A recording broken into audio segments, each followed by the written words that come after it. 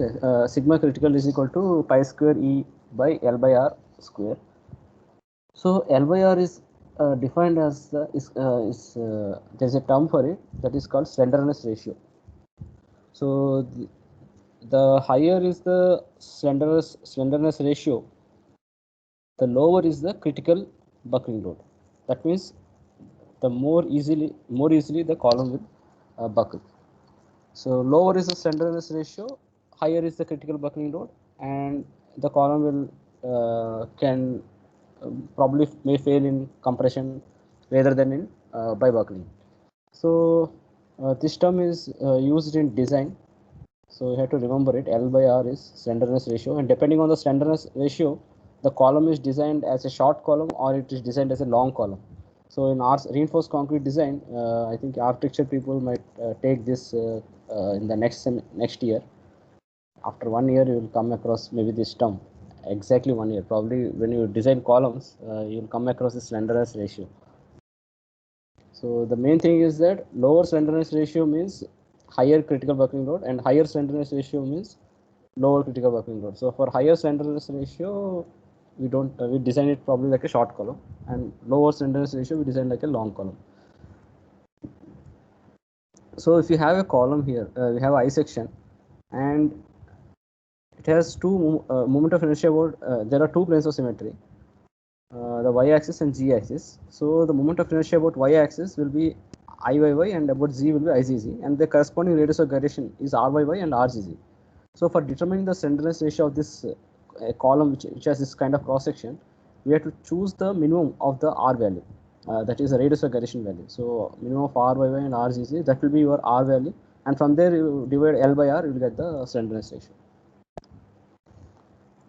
This graph, we are plotting the yield stress. So we have a stress value on the y-axis and L by R, slenderness ratio on the x-axis. So we are plotting sigma critical is equal to pi square E by L by R square. So at L by R is 0, the values are shooting up, they will exceed, they will go to infinity. And as L by R is tending to a large value, the values will reduce. So the curve is shown here, pi square E by L by R square.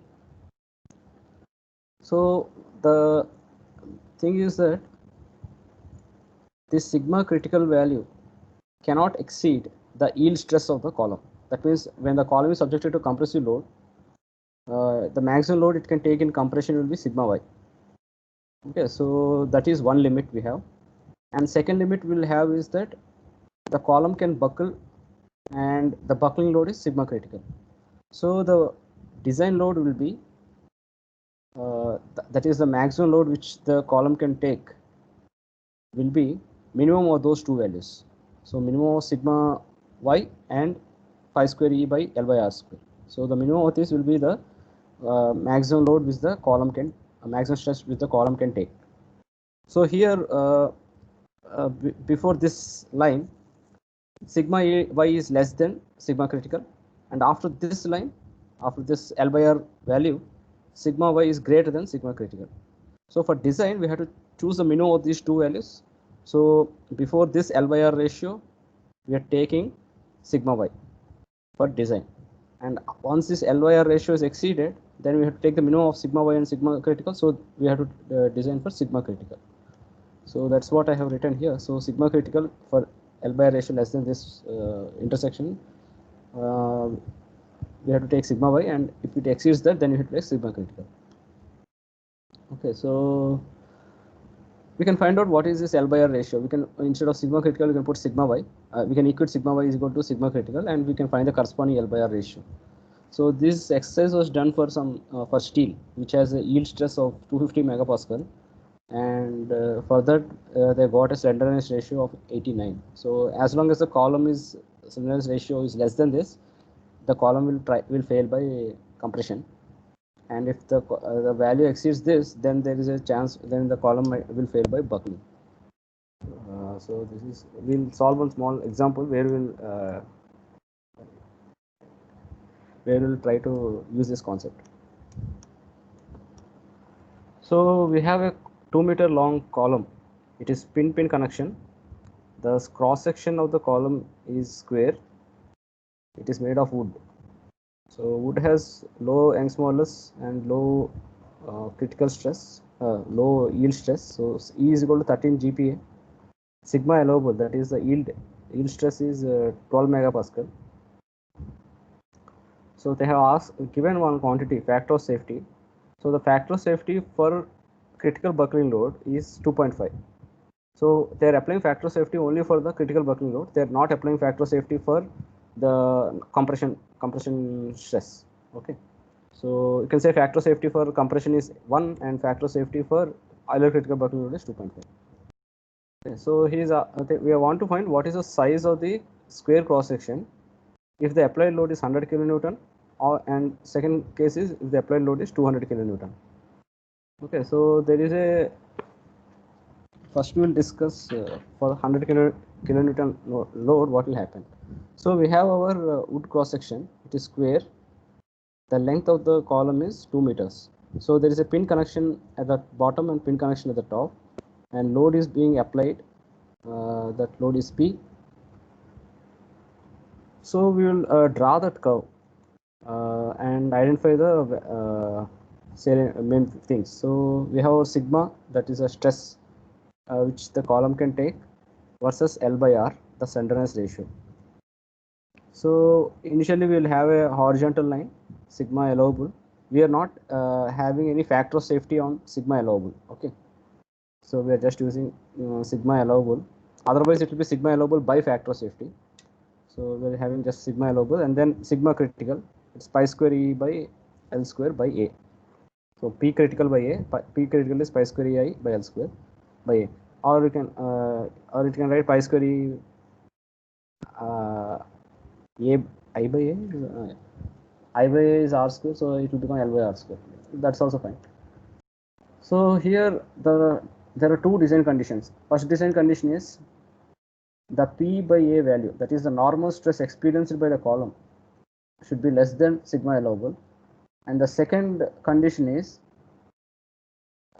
P by A value, the stress experienced by the column should be less than the critical stress by the factor of safety.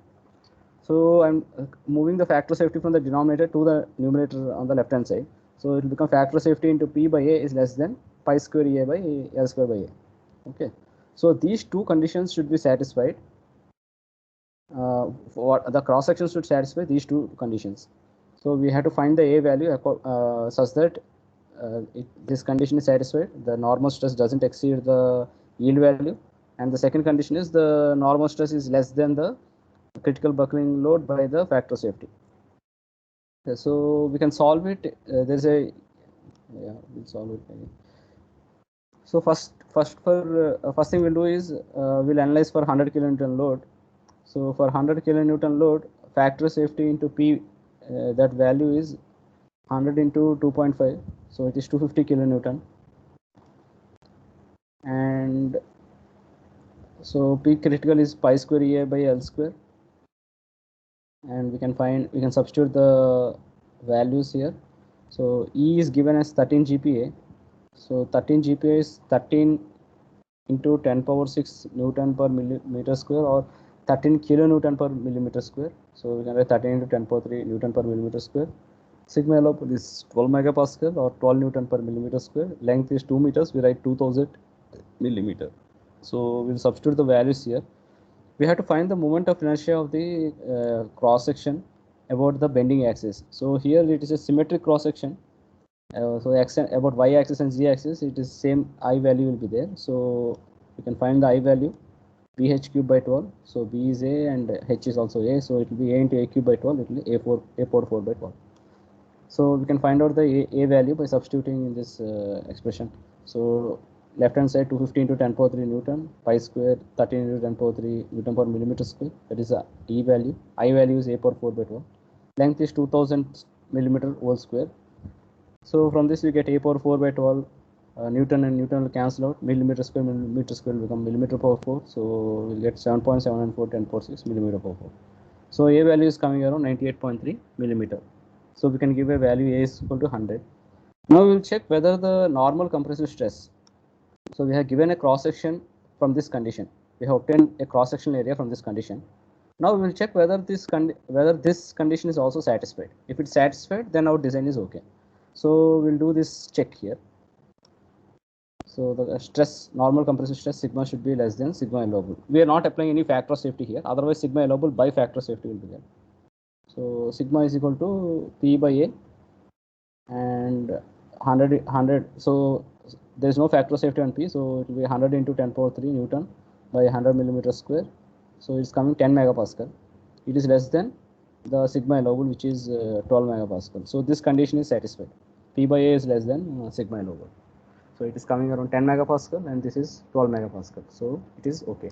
So the cross section dimensions we can give for 100 kilonewton. The dimension is 100 by 100. So we can give a cross section 100 millimeter by 100 millimeter. Second case, we will do a similar procedure. So we have 200 kilonewton. So P into factor of safety is 500 kilonewton, and 500 kilonewton will be pi square A by L square, and we can get A power 4 value, which is 15.58 into 10 power 6, and A is 116.95.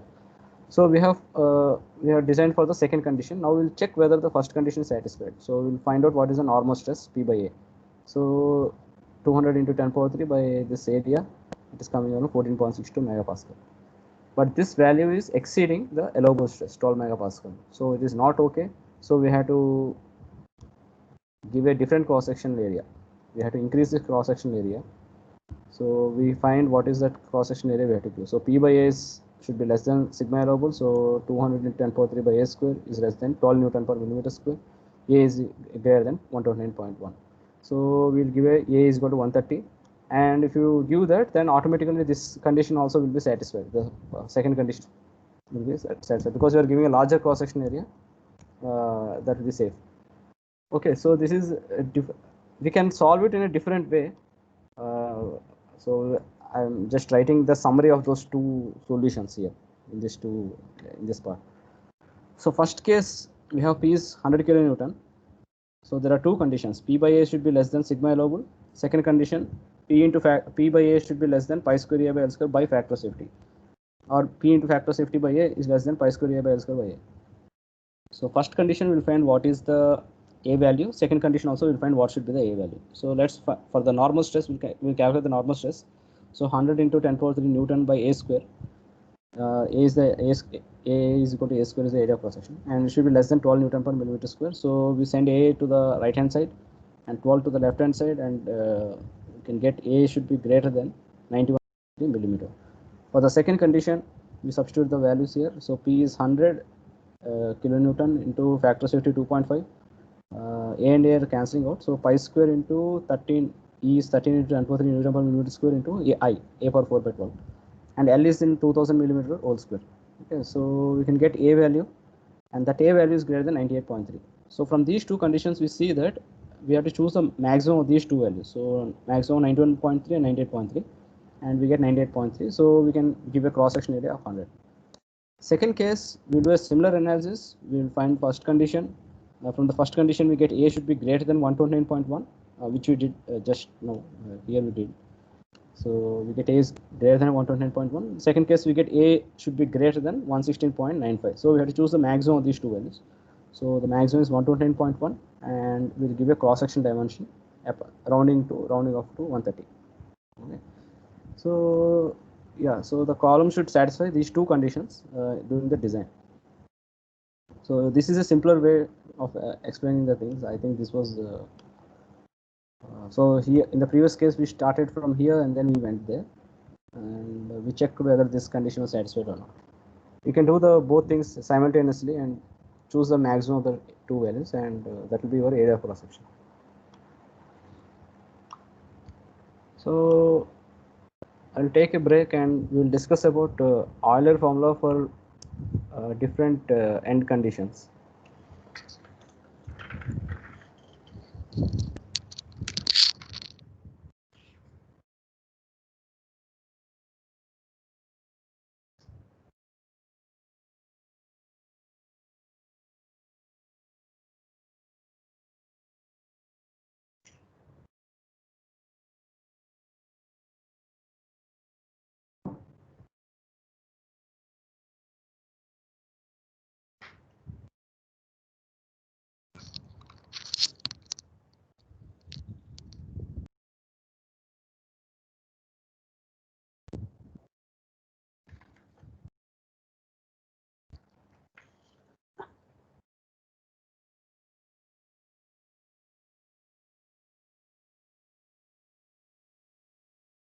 Okay, so we'll discuss about the Euler formula for columns with different support conditions.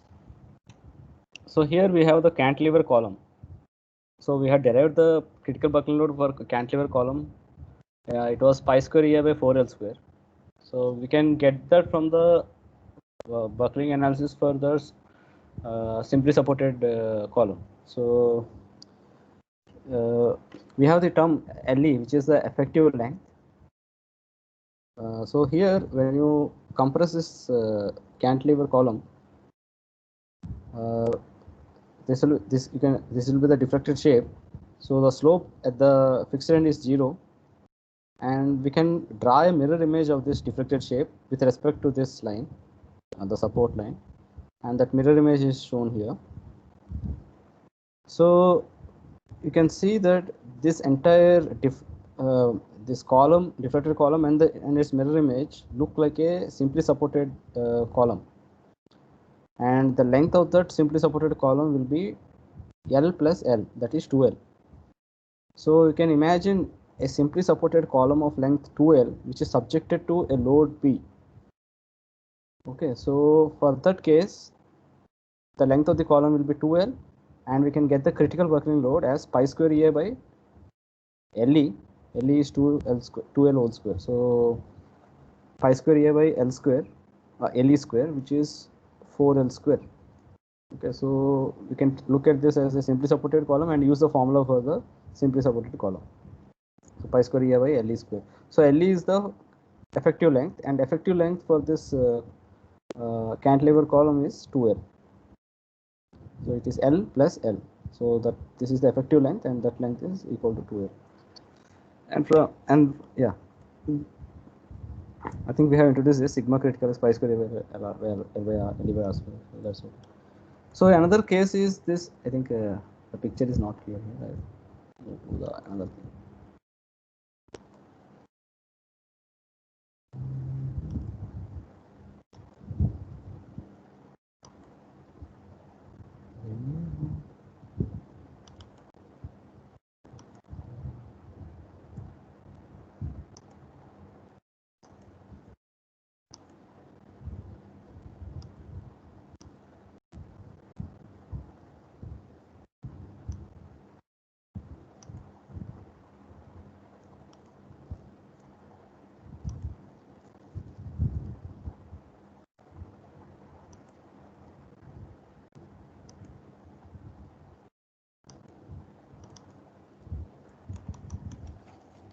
Some issues there. The thing is not coming. Lecture 34. Yeah. Okay. So you are able to see the PDF file, right? Yes, sir. Okay. Yes, sir. Okay. I'm moving the slide. Are you able to see it? Yes, sir. Yes, sir. Okay. So we come back to this thing. So we have a column which is fixed at both ends, and that is rotation is prevented at both ends, and translation is prevented at both ends, and that column is subjected to this axial load. So what will happen? You can sketch the diffracted shape of this column. The diffracted shape is drawn here. So this diffracted shape will have 0 slope at the top and the bottom, and here it will have one curvature up from A to C. It will have one curvature, and from C to E it will have a different curvature, negative or positive. It will have opposite curvature, and from E to B it will have again so the same curvature as AC. Okay, so C and E are the points of inflection. That means there the d square y by dx square is going to 0, and the curvature is changing from positive to negative and negative to positive. So you can imagine the distance between C and E you can find out. So E is located at L by 4 from the bottom, and C is located at L by 4 from the top. So C value will be L by 2. So L minus L by 2 it will be L by 2. Okay, so you can imagine a column of length LE, and that column is being bent, and there is rotation is happening there at C and E, and you can treat it like a simply supported column subjected to the axial load P. So again we can apply, effective length for this column which is fixed at both ends is L by 2, and we can get the critical buckling load pi square EA by LE square. So LE is the effective length, and we can substitute LE is equal to L by 2. So we get 4 pi square EA by L square. So which was same as the derivation we did for using that using the cantilever column analogy. Here we are treating the portion between C to E as a simply supported column, and the corresponding critical buckling load is 4 pi square EA by L square. So it is coming around 39 EA by L square, 39.5 EA by L square. So if you compare with this value, with the cantilever column, it is pi square by 4, which is 2.5 EI by L square. So fixing it one more time means here you are fixing it at one end and free at another end. If you fix that end also, then there is a large increase in the critical buckling value. So the strength of the column is increased if you fix the other end also. So it is 39.5. Previously it was 2.5. So I think how much change is there? So it is 15 times increase in the strength of the column just by giving a fixity at the other end also, free end also. So there is another scenario we have. We have a fixed column and propped. It is propped in the free end is propped. Okay. So the translation is prevented in the free end, but it can rotate at the top. Okay, so it is like a roller support. Okay, this top support is like a roller support, and the bottom is a fixed support. So we are applying a load P. So under the action of load P, there will be no rotation and deflection, no deflection at the bottom, and here there will be rotation. Okay, rotation is allowed. So the diffracted shape will look like this, and there will be a change in curvature. So from this point, the green curve will have one type of curvature, positive curvature, and the red part will have a negative curvature. So there is a point of inflection here. So the distance between this length and this length, we can find out that length is coming around 0.7 L. We'll do the derivation just after this slide. So LE will be 0.7 L, and we can get the, that is effective length is 0.7 L, and we can get the P critical load. So we can imagine this part to be a simply supported beam with length LE. So we get pi square EA by LE square and pi square EA by 0.7 L square, which is, if you take pi square by 0.49, it is coming around 20.19. So here the buckling load is 20.19. Compared to here, it is less because we are freeing the translation part. Okay, we are allowing to rotate. So the critical buckling stress has reduced a little. So the strength has reduced a little. From 29.5, it is becoming, that is, it is reduced by half. Okay, 39.5 to 20.19 is around 50% reduction is there in the strength of the column. So we can do the derivation, how to calculate this LE value or how to calculate the critical buckling load for this column. So the derivation will continue here. So this is the diffracted shape of the column. So there is a load P acting there and a balance, and at the bottom there is another load which will balance that load P.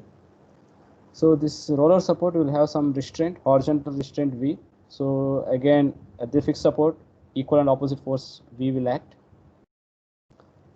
And then this column at this fixed end, it is, I have made a error. No, correct only. Okay. So at this fixed end, it will try to go in this straight way. If you look at the curvature is like this up to inflection, and then it is curving down. Okay, so what is happening is a moment is being applied at the fixed end, which is bringing the column to this position. So that moment is shown here. That moment is M, which is acting at the fixed end.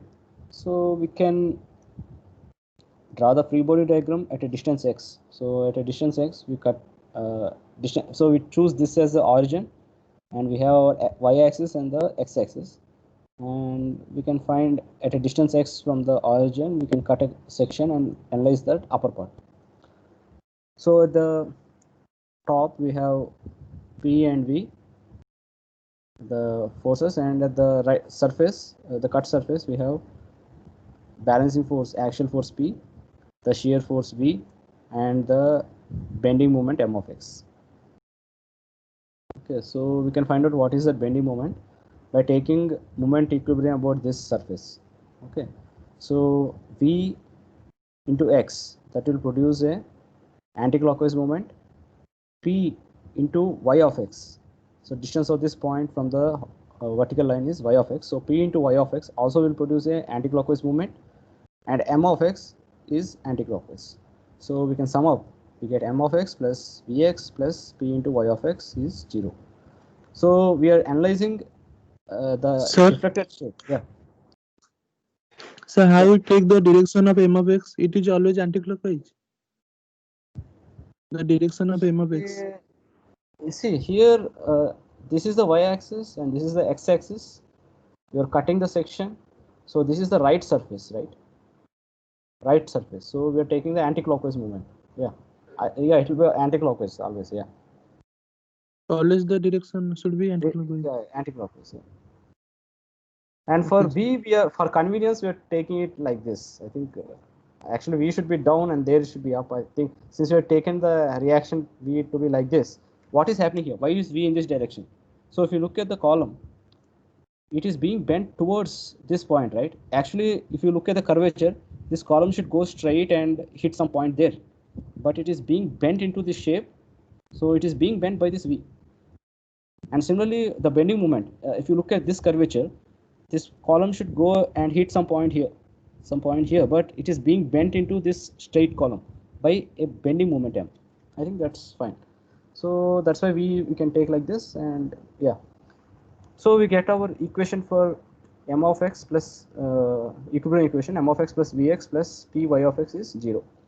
So we can send our these terms Vx and Pyx to the right hand side, and we get minus Py of x minus V of x. So here this is a second order analysis. So we are looking into the deflected shape and writing the bending moment. Usually most analysis is first order, but we look into the undefined configuration, but here we are having the looking at the deflected shape. So here M of x is replaced with Ei d square y by dx square, and we have P minus Py minus Vx. So we can send Ei to the right hand side. We get minus P by Ei into y minus V by Ei into x. So we'll introduce our small p square is P by Ei. Okay. So this term will become minus P square y, and we can send that to the left hand side. So it will become d square y by dx square plus small p square y is equal to minus V by A x. So there will be a general solution which is a combination of homogeneous solution and particular solution. So the homogeneous solution is A sin px plus B cos px, and particular solution you can just write y is equal to, there is some derivation is there, I will not go through. Y particular solution will be minus Vx by A by P square. Okay, so if you substitute that, then d square yp by dx square will be 0, and P square y will be minus V by Ax. Okay, so that is a particular solution. So small p square Ei, what is small p square Ei? If you look here, small p square Ei is capital P. So we are replacing y particular solution by this term minus V by capital P x. So we can write the general solution as a combination of homogeneous solution and particular solution. So A sin px plus B cos px minus V by Px. Okay. Now we can use our boundary conditions. So what are the boundary conditions for the column? For this there will be fixity at the bottom, and there is a roller connection at the top. So at the bottom we have, so our origin, this is x is equal to 0 and this is x is equal to L. So at x is equal to L, we have y, that is no displacement, y is 0, and no rotation, that is dy by dx is 0.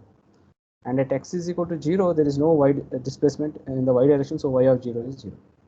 So these three conditions we'll use. So when you substitute y of 0 is 0, what will happen is A into 0 and b into 1 minus b into 0. So b value will be equal to y of 0, and since y of 0 is 0, b is 0. And we can substitute y of l, again that is 0. So a sin pl, b has gone to 0. So a sin pl minus vl by p is 0. So we can send vl by p to the right hand side. So a sin pl is vl by capital P. So this is second condition, second boundary condition. Third boundary condition, we take the derivative. So we are not involving b anymore because b is 0. So we take the derivative here, ap cos px minus v by p. So cos px means ap cos pl minus v by p.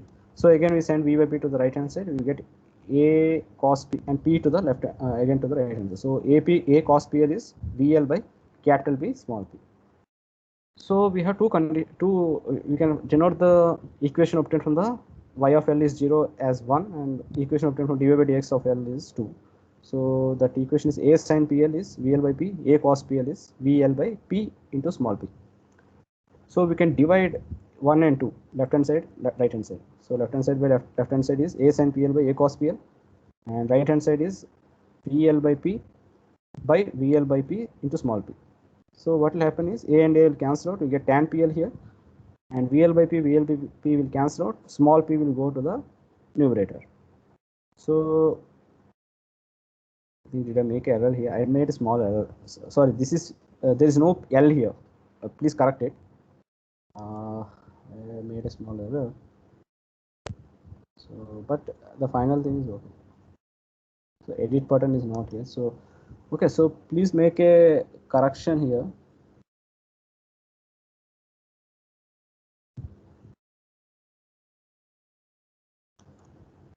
So here this term is not there. Okay, this L term is please neglect that term.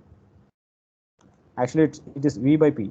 So this L term is not there, it will be V by PP.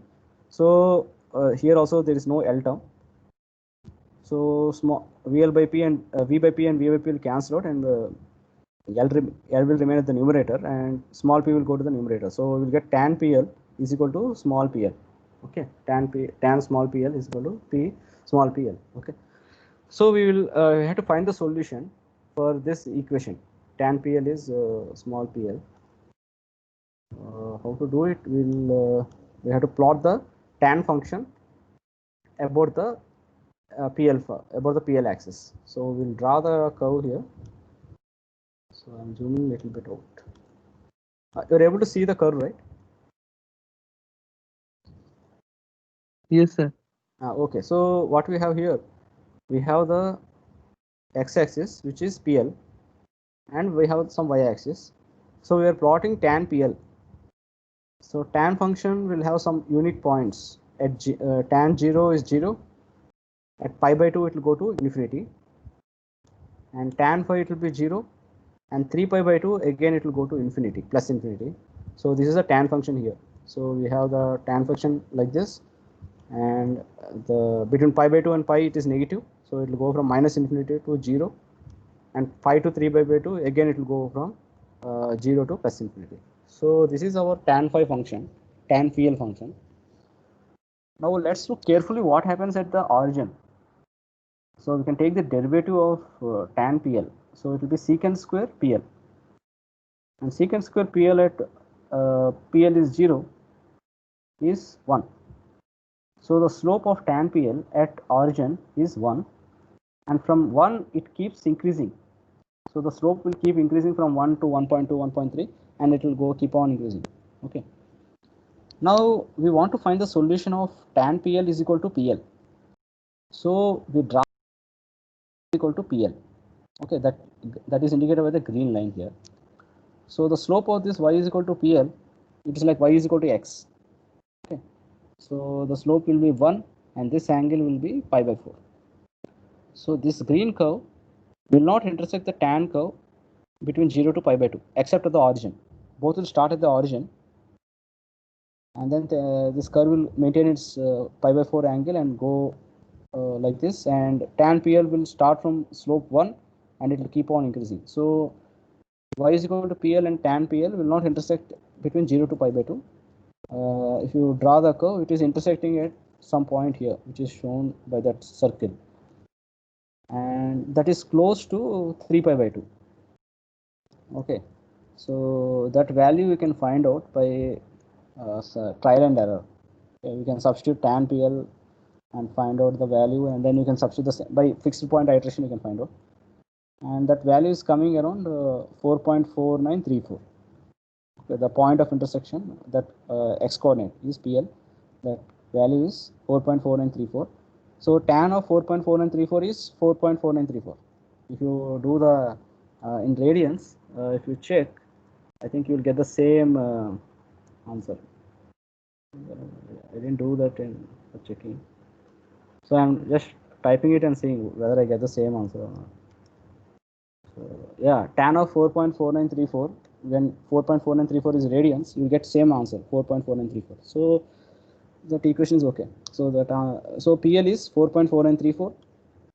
So what is small p? It is square root of p by I into L, and that is 4.4934. So we get p value, that is a critical buckling load, as 20 point, if you square it, 20.19 EI by L square. Okay, so what we can do, we can find out we can rewrite, we can equate it with the with this term. The in terms of critical length, we can find out the what is it, effective length, by using this expression, pi square EI by L square is equal to the critical buckling load, 20.19 EI by L square. So from this you can get our LE value. So you can treat that propped cantilever as a simply supported column with effective length LE. So for that we'll find we'll do the analysis. So LE value is pi square by 20.19 into L square. So it is 0.488 L square. So LE is coming around 0.699 L. So it is approximately 0.79. So this is the effective length of that propped cantilever column, and this is the critical buckling load, 20.19 EI by L square. So you can either remember this value or you can remember the effective length. If you use the effective length, then you substitute in this formula, pi square EI by L square. Or if you remember this, it's fine. Okay, so this is the analysis for the Sir, propped cantilever. Yeah. sir, please Yeah. tell how you get 4.4934, the value there. 4.4934 is done by how you get. It's easy. If you have a calculator, you type tan 2, or where do you start? You know the answer is lying between 0 and 3 pi by 2, right? Okay. It's lying between pi and 3 pi by 2. So you can do a trial and error. So you take tan and type 3 tan into 3 shift pi divided by 2. You are getting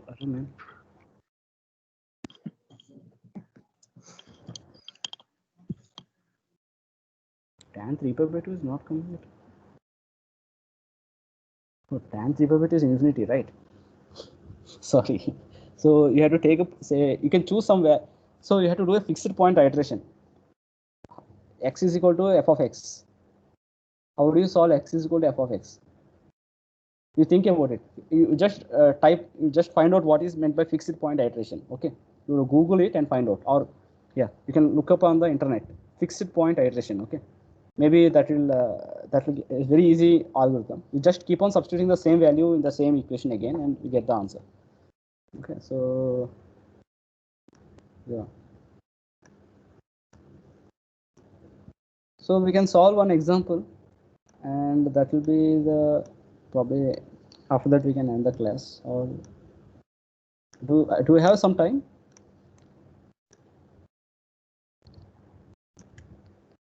Do we have time here? Or?